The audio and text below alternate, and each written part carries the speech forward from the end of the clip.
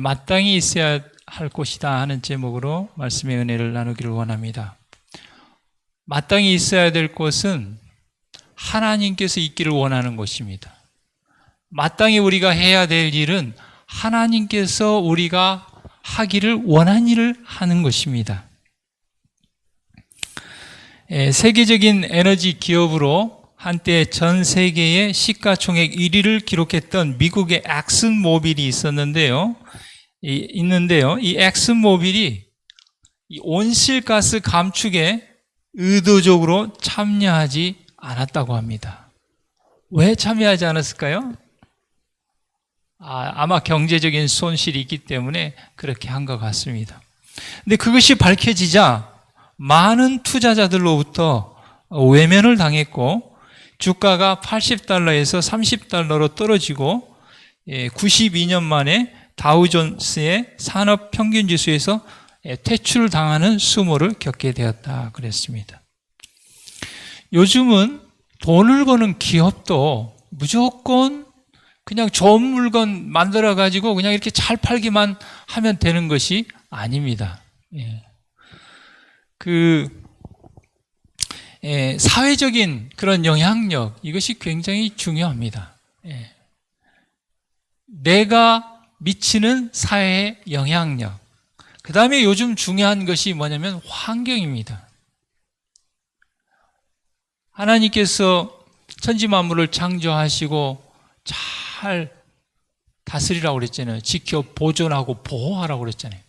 근데 오늘날 많이 개발을 목적으로 여러 가지 환경을 파괴함으로 말미암아 여러 가지 문제들이 발생하고 있습니다. 전염병도 거기에서 왔고 지구온난화로 인하여 한쪽에서는 홍수로 수많은 사람들이 죽고 한쪽은 또 너무 가물어가지고 농사를 못 짓고 그렇기 때문에 지금은 전 세계적으로 돈을 버는 것도 중요하지만 돈을 조금 못 버는다 할지라도 이 환경 문제를 무시하는 기업에 대해서는 많은 사람들이 외면하고 있습니다. 왜냐하면 그 결과를 우리 모두가 다 이렇게 지금도 경험하고 있지 않습니까? 2년째.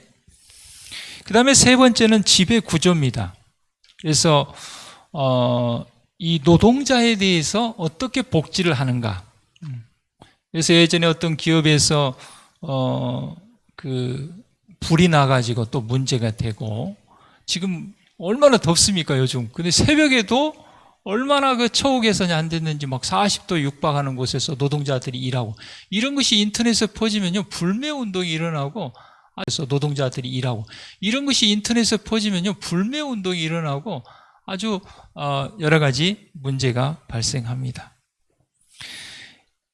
하물며 기업도 마땅히 해야 될 일을 해야 되고 있어야 될 곳에 있지 않으면 아무리 일이었다 할지라도 퇴출을 당하는 수모를 겪게 됩니다. 하물며 우리 하나님을 믿는 그리스도인들은 더 말할 것도 없는 것이죠. 누가복음 9장 37절에 보면 예수님께서 변화산에서 모세와 엘리야를 만나시고 그곳에서 기도하시고 그 다음날 산에서 내려오십니다. 그런데 베드로는 뭐라고 그랬습니까? 아이고 여기 너무 좋습니다 예수님. 여기다 초막 셋을 짓고 평생 여기서 살고 싶습니다. 여기 너무 좋습니다. 저 지긋지긋한 저 평지 저 세상 가운데로 가기 싫습니다. 선악간의 막 대쟁투, 죄의 유혹, 사단과의 투쟁, 이 어려움들 참 어렵습니다. 그렇게 베드로가 이야기했습니다. 우리가 장막회 가서 요즘은 코로나 때문에 이번에도 온라인 장막회를 하지만 미스바 가면 얼마나 좋습니까? 오시는 목사님을 통하여 좋은 말씀 듣고 밥해서 같이 먹고 겨울에 발 담그고 있으면 너무 좋은 거예요. 그러니까 어때요? 아유 다시 일터로 가기 싫다. 일주일간 이곳에 있는 동안 예수님 재림하셨으면 좋겠다. 우리가 그런 얘기를 합니다. 그런데 예수님께서는 하나님께서 마땅히 해야 할 일이 있다고 말씀하셨습니다. 그리고 마땅히 있어야 될 곳이 그곳이 아니라고 말씀하시는 것입니다. 그래서 산에서 내려오신 것입니다. 산에서 내려오니까 어때요? 예수님의 도움을 필요하는 많은 사람들이 기다리고 있는 것입니다. 그들은 하늘의 빛과 접촉하였던 곳, 하나님의 아들께서 당신의 영광을 나타내신 그 거룩한 곳에서 즐겁게 더 머무르고 싶었다. 예. 여러분, 우리가 그럴 때 있습니까? 아유, 너무 좋아요. 여기 더 오래 있고 싶어요. 이 상태로 있고 싶어요. 지금 너무 행복해요. 하나님, 너무 지금 행복해요. 이 상태가 좋습니다. 그럴 수 있습니다.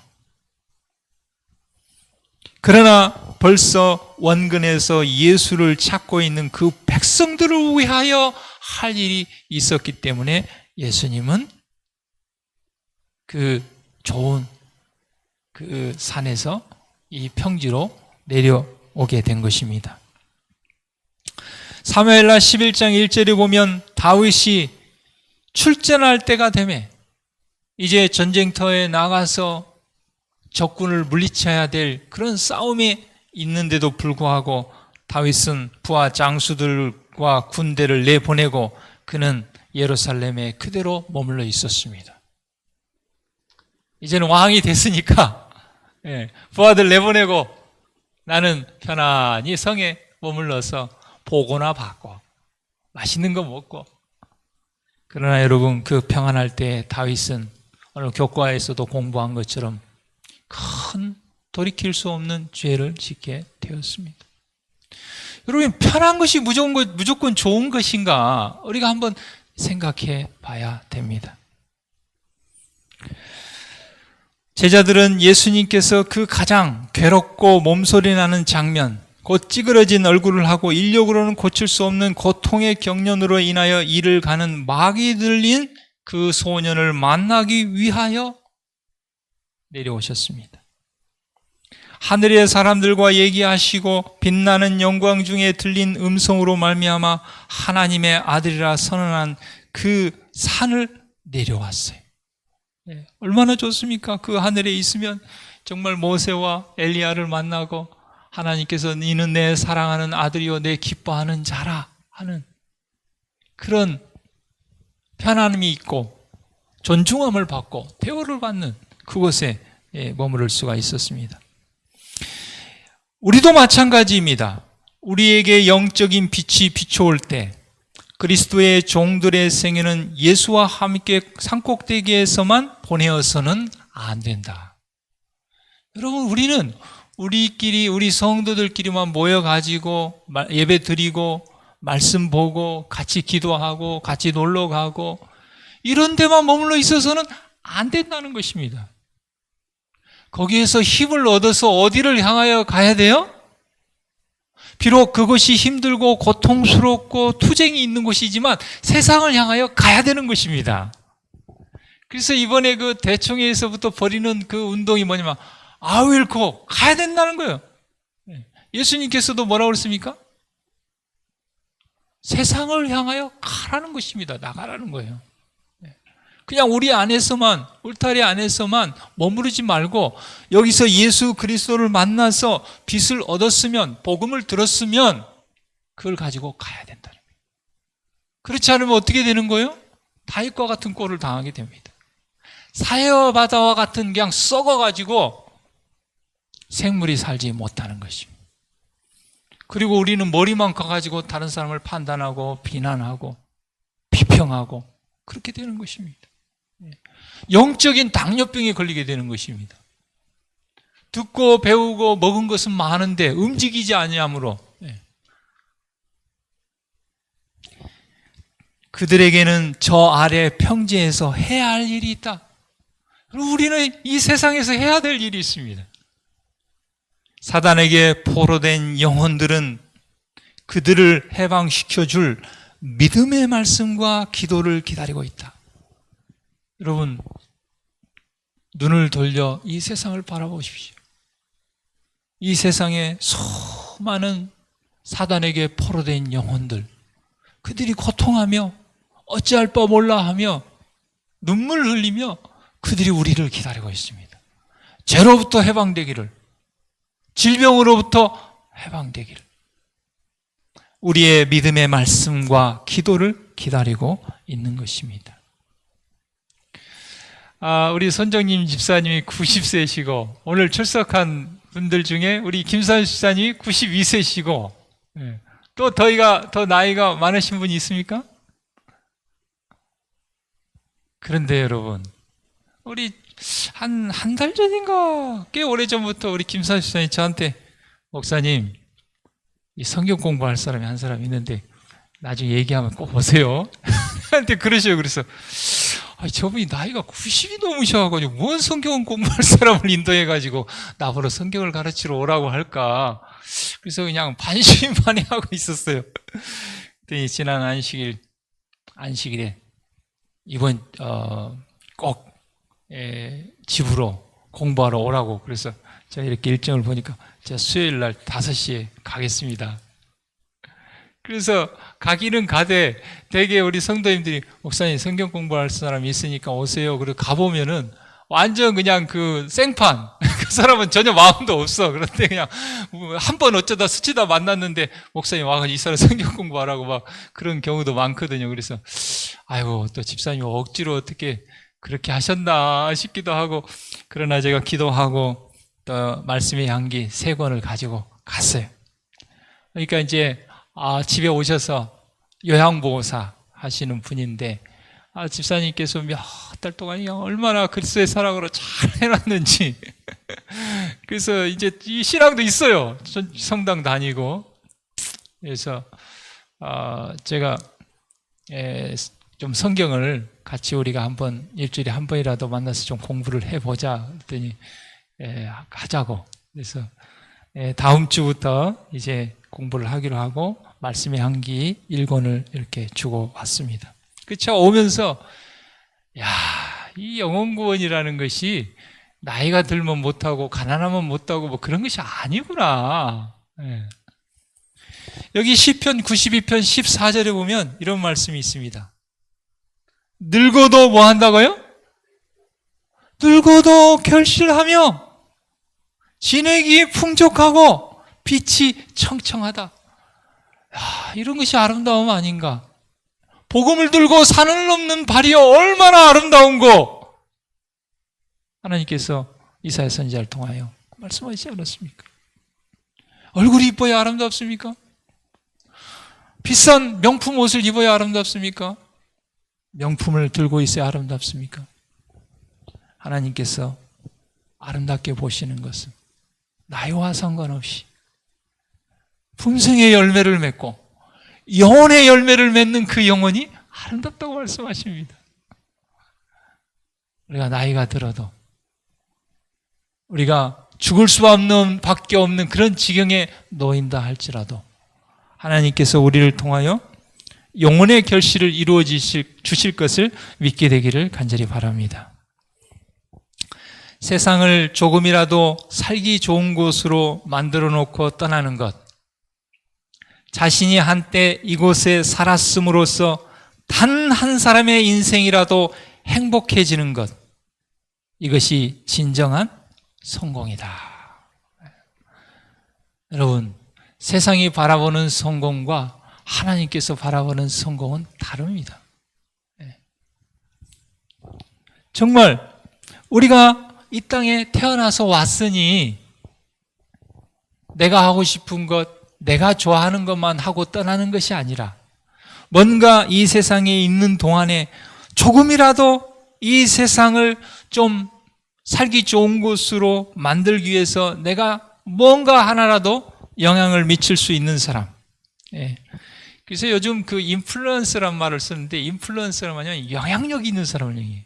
보통 이제 요즘 현대에서 영향력 있는 사람이 어떤 사람이냐면 그 유튜브 크리에이터나 이렇게 해가지고 그 구독자나 팬들이 막 몇만 명, 몇십만 명 이런 사람들을 인플루언서라고 얘기합니다. 쉽게 하면 가마력, 영향력이 있는 사람이라는 뜻입니다. 하나님께서는 우리에게 뭐라고 말씀하셨습니까? 세상의 빛과 소금이 되라고. 그게 무슨 말입니까? 가마력이 있는 사람, 영향력이 있는 사람이 되라는 거예요. 그런데 우리가 세상 사람들이 얘기하는 것처럼 뭐 구독자가 몇 천만 명, 몇만 그런 게 아니고 내가 이 땅에 존재함으로 말미암아 세상에 조금이라도 살기 좋은 사회를 만들어 놓고 떠나는 사람. 내가 있음으로 말미암아 나로 인하여 단 한 사람의 인생이라도 행복해질 수 있다면 그것이 진정한 성공이다. 그렇게 이야기하고 있습니다. 아브라함에게 요구된 희생도 작은 것이 아니었다. 그를 조국과 친족과 고향에 붙들어 매는 강한 줄이 있었다. 여러분, 저도 호남에 있고 싶어요. 그냥 내 고향, 내가 살던 곳, 내가 있던 곳. 새로운 곳을 향하여 떠나라면 가기 싫어요. 현재 있는 곳, 내가 머물러 있는 곳이 좋아요. 편해요. 새로운 곳에 가면 어때요? 또 새롭게 적응을 해야 돼요. 우리 이제 목회자들 이제 발령나서 가잖아요. 뭐 3년, 뭐 요즘 5년 이렇게 하면. 그러면 있던 곳이 편해요. 그래도. 다 이제 1년, 2년 정도 들고 이렇게. 또 새로운 곳으로 가라면 어때요? 아유, 새로운 곳에 가면 또 어떻게 적응을 하고. 그러나 여러분, 하나님이 가라 하시면 가는 것입니다. 내가 여기 있고 싶어도 하나님이 가라 하면 가는 거예요. 아브라함도 얼마나 자기가 살던 곳에 있고 싶겠습니까? 그러나 그는 하나님의 부름에 순종하기를 주저하지 않았다. 그는 그리고 하나님께서 부르셔서 가라 하는 그 약속의 땅에 대해서 묻지 않았다. 토지가 비옥하고 기후가 건강에 적합한지 그 지방은 유쾌한 환경을 제공하며 재물을 쌓을 기회를 줄 것인지 묻지 않았다. 왜요? 하나님을 믿으니까. 하나님 모든 것을 책임져 주실 것을 믿으니까. 하나님만 믿고 가라면 가는 것입니다. 아브라함에게 있어서 이 세상에서 가장 행복한 곳은 하나님께서 그로 있기를 원하는 곳이다. 여러분, 우리가 아무리 잘 먹고 잘 살고 막 부귀영화를 누려도 우리가 있는 그곳이 하나님이 원하는 곳이 아니라면 행복한 곳이 아닙니다. 솔로몬은 얼마나 부귀영화를 누렸습니까? 그러나 그는 행복하지 않았다고 얘기했습니다. 헛된 생애를 살았다고 얘기했습니다. 왜요? 하나님이 원하는 곳에 있지 않았기 때문에 그렇습니다. 하나님께서 해야 될 일을 하지 않았을 때 그의 생애는 헤아릴 수고가 아무것도 아니고 공허하다고 얘기했습니다. 그러나 하나님께서 원하는 곳, 하나님께서 해야 될 그 일을 할 때 그것이 사람의 본분이라고 이야기했습니다. 많은 사람들은 극기와 고난과 희생의 길인 것처럼만 보이는 길로 들어가기 위하여 부귀와 공명을 보장하는 직업을 버리며 마음에 맞는 유리한 공동생활을 떠나고 친족과 작별하라는 요구를 받을지도 모른다. 여러분, 우리가 부귀와 공명을 보장하는 직업을 버려야 될 때도 있습니다. 우리 함께 공동체를, 친족을 떠나라는 요구를 받아야 될 때도 있습니다. 오히려 하나님께서 부르시고 가라 한 그 길이 극기와 고난과 희생의 길일 수도 있습니다. 그러나 그것이 가장 행복한 곳입니다. 하나님께서 있으라는 곳에, 하나님께서 마땅히 있어야 될 곳에 있게 되는 저와 여러분이 되기를 간절히 바랍니다. 엘렌 화이트 부인은 그의 평생의 좌우명이 그것이었습니다. 녹슬어 없어지기보다는 닳아서 없어지겠다. 여러분, 녹슬어 없어지는 거 많아요. 녹슬어 없어지는 거 많이 있습니다. 농촌에서 연장 같은 거 있잖아요. 계속 쓰면 반짝반짝 합니다. 괭이나 삽 이런 것도 계속 쓰면은 이렇게 닳고 닳아가지고 예리합니다. 낫도 그렇고요. 그런데요, 새 거 사놓고 안 쓰고 그냥 계속 두잖아요. 녹습니다. 그래서 녹슬어 가지고 그 나중에 이도 빠지고요. 아예 못 쓰게 되는 것입니다. 우리의 인생도 마찬가지입니다. 요즘 이 트렌드는 소유가 아니라 사용하는 쪽으로 바뀌고 있습니다. 모든 것들이. 예. 그래서 우리도 저기 정수기 보면은 저거 정수기 우리 안 샀습니다. 예, 우리 거 아니에요. 그냥 빌려 쓰고 있는 거예요. 한 달에 얼마씩 유지비 내고. 예. 그런데 우리 인생도 마찬가지입니다. 누가 얼마나 더 많이 소유했는가? 옛날에는 그것이 행복인 줄 알았습니다. 그것이 삶의 만족을 평가하는 요소였습니다. 그러나 지금은 소유에 있지 않고 얼마나 풍성하고 좋은 무형의 많은 경험을 하였는가. 나 집에 가면은 금덩어리 10개 있어. 그래가지고 그냥 금덩어리 10개 있는 걸로 가지고 늘 행복해 했어요. 그냥 있는 걸로 인해서. 지금은 그렇지 않습니다. 그 금덩어리 10개를 팔아다 가난하고 어려운 사람들을 도와주고 좋은 사업에 그것을 사용하고 하는 그런 삶이 만족한 삶이고 행복한 삶이라고 이야기합니다. 그래서 어떤 진짜 부자들은 돈을 많이 벌면 어떻게 합니까? 사회에 환원을 합니다. 사회에 기부를 합니다. 얼마나 멋있습니까? 자식들한테 그렇게 많이 안 줍니다. 사회에 더 많이 환원합니다. 그 사람들이 그 돈 어디서 벌었어요? 사회에서 벌었거든요. 다시 환원하는 겁니다. 사회를 향하여. 힘들고 어려운 사람들을 위해서, 돈이 없어서 공부를 못하는 불우한 사람들을 위해서 환원하는 것입니다. 얼마나 멋진 인생입니까?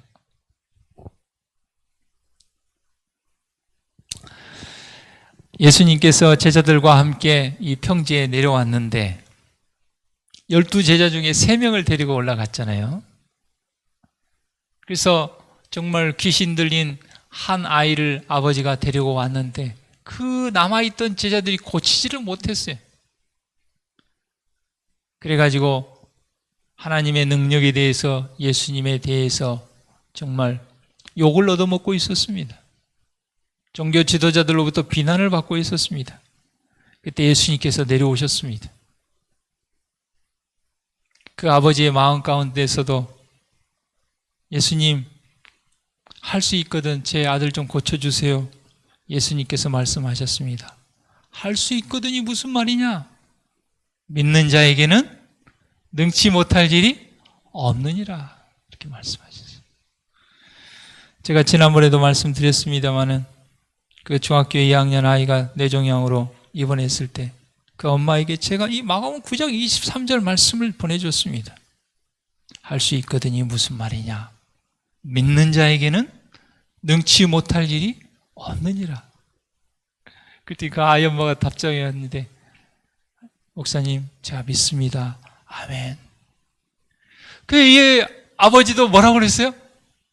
자기의 믿음 없음으로 인하여 자기 아이가 고침을 못 받을까? 그렇게 해서 뭐라고 얘기했습니까? 주여, 나의 믿음 없음을 용서하시고 제가 믿기를 원하나이다. 그 믿음을 저에게 주소서. 여러분, 그 아버지의 기도가 우리 모두의 기도가 되기를 바랍니다. 우리를 하늘과 연결시키고 흑암의 권세와 겨루어 싸울 힘을 주는 것은 믿음이다. 어쩔 수 없는 무가치함을 가지고 긍휼하신 구주의 자비에 전적으로 자신을 맡기도록 하라. 자기를 보지 말고 그리스도를 쳐다보라. 믿음은 하나님의 말씀에서 온다. 그의 약속을 굳게 붙잡으라. 여러분, 오늘 우리에게 참 믿음이 필요합니다. 하나님께서 가라 하면 그곳을 갈 수 있는 믿음, 어떤 손해가 있다고 할지라도 갈 수 있는 믿음, 하나님께서 마땅히 있어야 할 곳에 있으라고 말씀하시면 묻지 않고 모든 것을 아는 하나님께 전적으로 맡기고 그곳에 갈 수 있는 그런 믿음이 있게 되기를 간절히 바랍니다. 그런데 그 믿음은 어디에서 옵니까? 하나님의 말씀에서 온다고 그랬습니다. 그리고 우리는 그 말씀에 약속을 붙들어야 됩니다.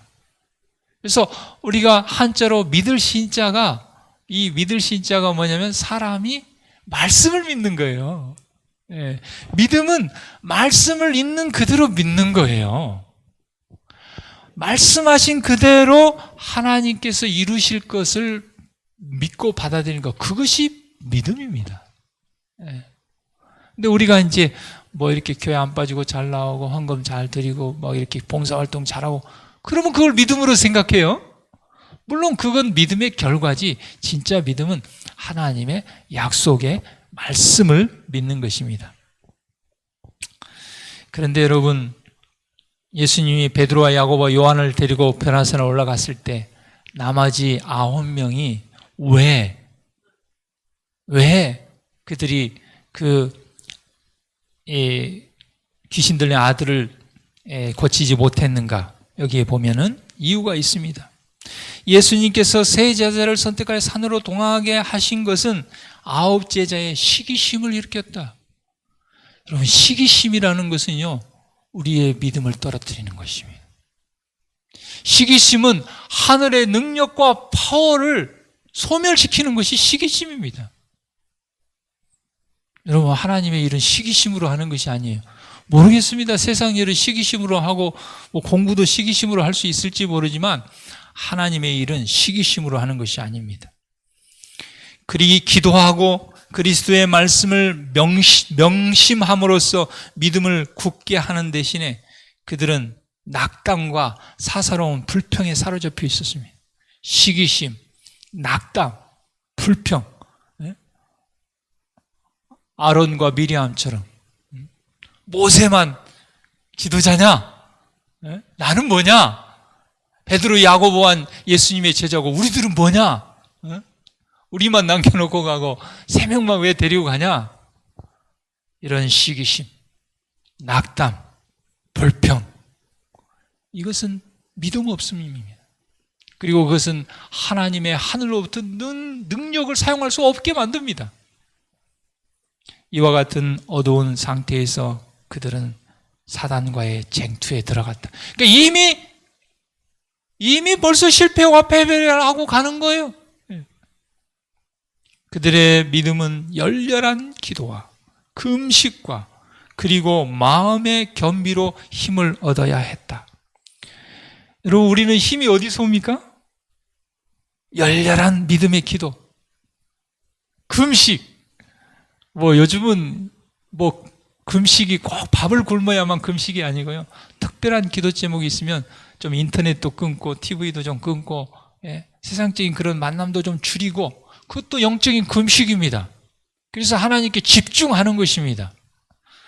그 다음에 마음을 겸비하게 하고 그렇게 할 때 하나님으로부터 힘을 얻습니다. 그들은 자신을 비우고 성령과 하나님의 능력으로 충만하게 체험을 입어야 합니다. 그러니까 성령과 하나님의 능력으로 충만하게 채워야 되는데 그것에 시기심과 불평과 낙담을 가득 채웠으니 사단과의 싸움에, 영적인 싸움에 이길 수가 없는 것이죠.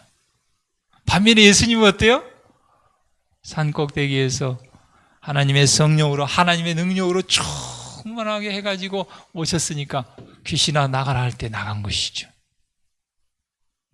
하나님께 열렬하고도 꾸준하게 탄원하는 믿음, 하나님께 전적으로 맡기고 그 사업에 아낌없이 헌신하는 믿음. 진정한 믿음은 하나님의 사업에 아낌없이 뭐하게 합니까? 헌신하게 합니다. 그럴 때 기적이 일어나고 놀라운 능력이 그때 일어납니다.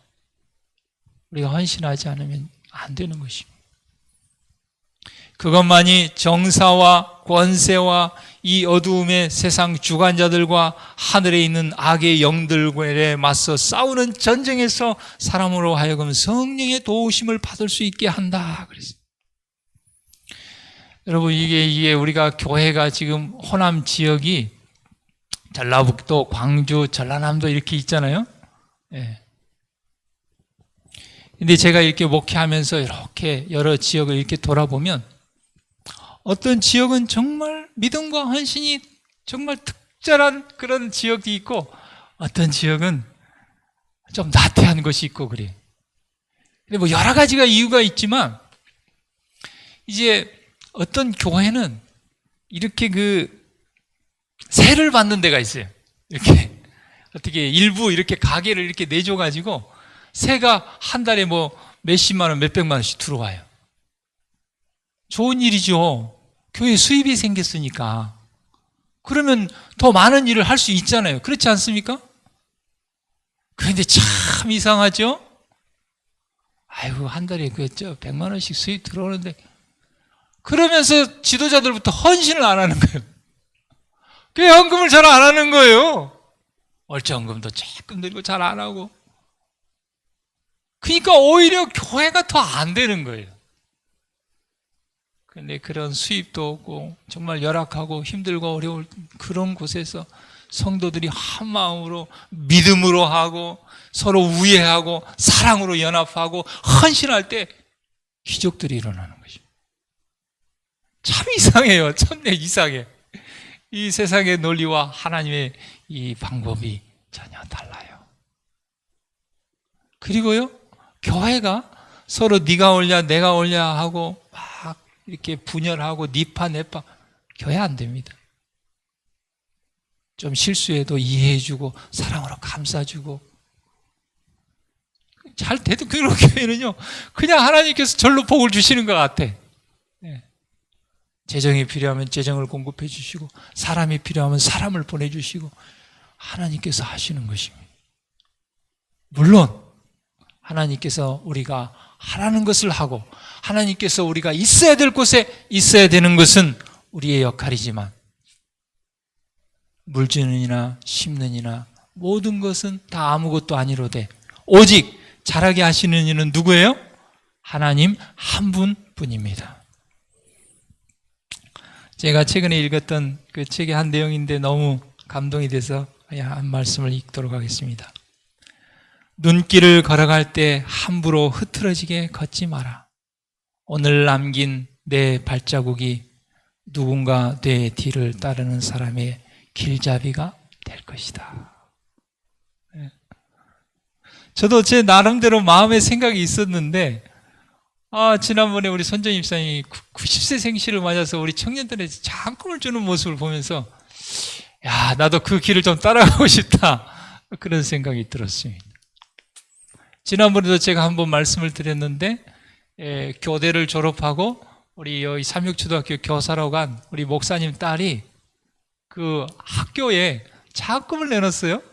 첫 월급을 받아가지고 우리 성은이 엄마가 우리 성은이한테 우리 성은이도 내년에 첫 월급 타면 좀 너 저기 전에 교회에 있을 때 많이 장학금도 주고 온 교회 너도 장학금 내놔야 된다. 그런 얘기를 했는데 여러분 우리가 눈길을 걸어갈 때 함부로 흐트러지게 걷지 말라는 것입니다. 왜냐하면 내가 걸어간 그 길을 누군가 다시 뒤따라오는 사람이 있는 것입니다. 함부로 흐트러지게 걸어가면 그 다음 온 사람은 어때요?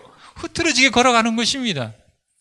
그러나 똑바로 제대로 예수님의 길을 따라가면 누군가 그 발자국을 보고 그 뒤를 따라가는 것입니다. 오늘도 우리에게 이미 발자국을 남겨놓으신 그 예수님의 발자국을 우리가 따라가고 우리의 발자국을 누군가 우리의 후손들이 우리의 자녀들이 따라오게 될 것입니다. 예수님의 발자국을 따라가는 저와 여러분이 되기를 간절히 바랍니다.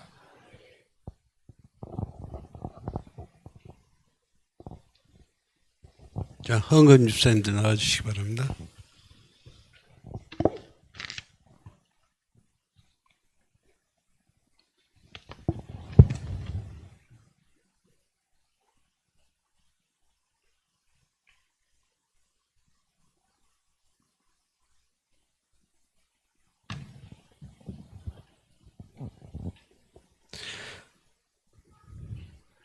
너희가 나를 택한 것이 아니요 내가 너희를 택하여 세웠나니 이는 너희로 가서 열매를 맺게 하고 또 너희 열매가 항상 있게 하여 내 이름으로 아버지께 무엇을 구하려 하든지 다 받게 하려 함이라. 요한복음 15장 16절 말씀입니다.